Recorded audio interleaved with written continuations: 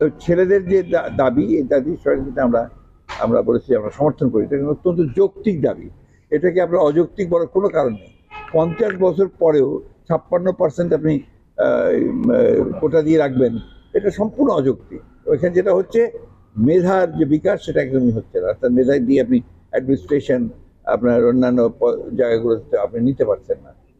একটা বড় ক্ষতি হয়ে গেছে সেগুলো।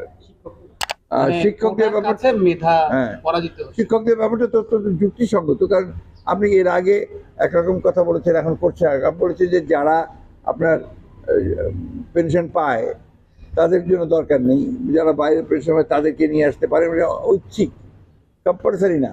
এখন তো ঐচ্ছিক করে দিয়েছেন, কারণ হচ্ছে যে সরকারের আর্থিক ক্ষেত্রে যে দুরবস্থা, তাদের টাকা পয়সা সব শেষ হয়ে গেছে বলা যায়, সেইখানে তারা এখন বিভিন্ন জায়গা থেকে সেই পানি নিয়ে আসছে। যেমন ধরেন আপনার অটোনমাস বডিগুলো, অনেকগুলো অটোনমাস বডি আছে যাদের আপনার সারপ্লাস মানি ছিল, বহু টাকা আপনার ছিল, সেগুলো নিয়ে নিয়েছে গভর্নমেন্ট, কোথাও কিছু বাকি রাখছে না, সবকে নিয়ে ফেলছে।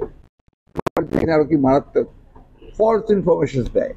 আমরা ওই যে আজকেই পত্রিকায় দেখলাম যেটা আপনার 10 বিলিয়ন, 10 বিলিয়ন না, 64 বিলিয়ন, মাফ করবে, 64 বিলিয়ন আপনার বেশি রেখেছে যে রপ্তানি আয়, হুইচ ইজ নট ট্রু। এটা আমরা এখন ওদের হিসাবে বের হচ্ছে। আন্দোলনে নাকি আপনাদের আমরা কখনোই এই ধরনের আন্দোলন দেওয়ার প্রশ্ন ওঠে, কারণ ওরা তো আপনার নিজস্ব তাদের তাদের একটা প্রফেশনাল আপনার সব বিশ্ববিদ্যালয়গুলো শিক্ষকরা করছে, ছাত্ররা করছে। আমরা এখানে ইন্ধন দিতে যাবো কেন? ওর প্রশ্নই উঠতে পারে না। তবে যেটা সত্য সেটাকে সত্য বলবো, যেটা যৌক্তিক সেটাকে যৌক্তিক বলবো, এটা আমরা সবসময় করছি। তো দেশের মানুষ যে এখনো আপনার তাদের দাবিতে, অন্তত তাদের স্বার্থে যে তারা এখনো ঐক্যবদ্ধ হয়, সেটা আমাদেরকে বরঞ্চ অনুপ্রাণিত করে।